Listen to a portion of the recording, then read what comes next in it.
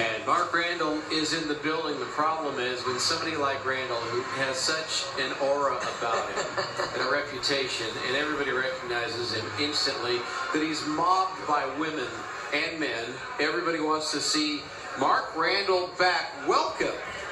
All right, buddy. Good to see you. Right on time. I didn't know that he could write, but he did come up with a foreword for Jeff's book, Without You. And by the way, they were known as Dumb and Dumber in the mid-'80s because he had a moped and would ride on the front, 6'5" on the front, 6'8" in the back. Were you like hugging him from behind? I think I was holding the seat. Let's not get too into it. Yeah, well, okay.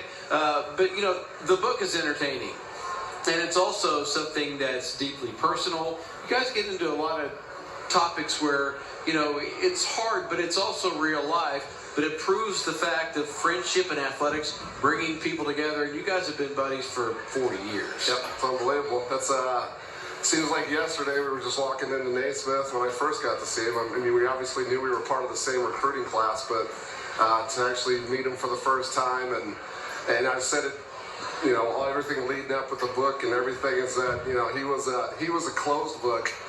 Not that I was sharing everything, but I definitely would open up a little bit more, and you know, we can sit and talk about why that might have been. But I'm proud of him because, you know, writing a book, you're sharing that with a lot of people, and obviously it's with the Jayhawk faithful and people that were very big in our lives, and they were, you know, very supportive. So it's an awesome crowd. Hopefully it gets outside of that because he has a message in the book that, you know, it's never too late to say thank you. And maybe at the time you think about it after reading the book, maybe actually at those times you sit and think about, you know, the people in your life, why they're there, and taking the chance at that time, or taking the opportunity at that time to say thank you. Yeah, well, I'm not going to, you know, as you know on this show, I don't thank you very often. So I have to do it every once in a while. I figure this is a big way of doing it. But obviously we've been through a lot, both on and off the court together. And I was happy that he was able to take part of it. You know, I got to throw him under the bus a little bit. The entire book was finished. We were just waiting for him and his hectic schedule to put together the forward. But that's a true story. I'm glad he was a part of it. I'm glad everybody was a part of it. You know, my dad got a chance to read it Tuesday and said he never put it down and called me crying. And, you know, from that point forward, it's like nothing really matters now. You know, my dad saw it. You know, the people close to me that have read it have enjoyed it. And, you know, it's a very emotional thing. It's not all tear-jerker stuff. There's a lot of good KU stuff in it, by the way. But nobody's played a bigger role in my adult life than Mark has. And that's part of the reason why we have such a fun relationship, because deep down we know what each other means to. We know what we mean to each other. And if you want to be in athletics at this level, you cannot have thin skin. And nicknames are always going to be a big deal. Archie Marshall called him soft body. Don't know why. Well, yeah. And Archie, you've seen me now, you'd know why. Not like he could talk. Fire Marshal Bill, that's the one I don't get. That's awesome. Did you ever see Living Color? Yeah. The show?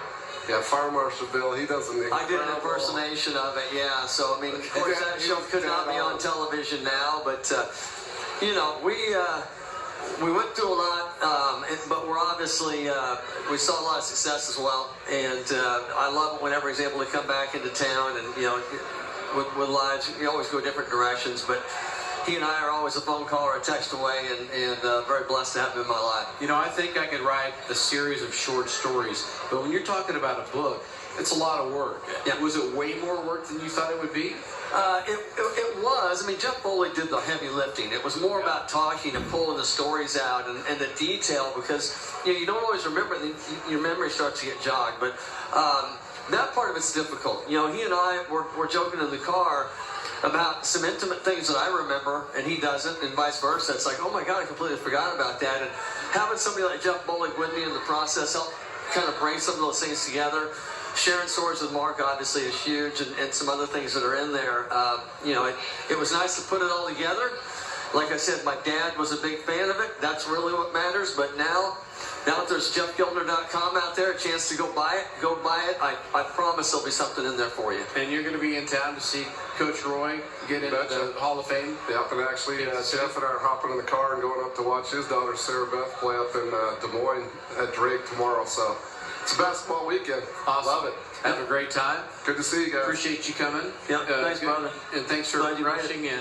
We're going to take a break. When we come back, starting lineups, Jeff's 3 keys to victory. As we continue, look at that handsome young man, Wade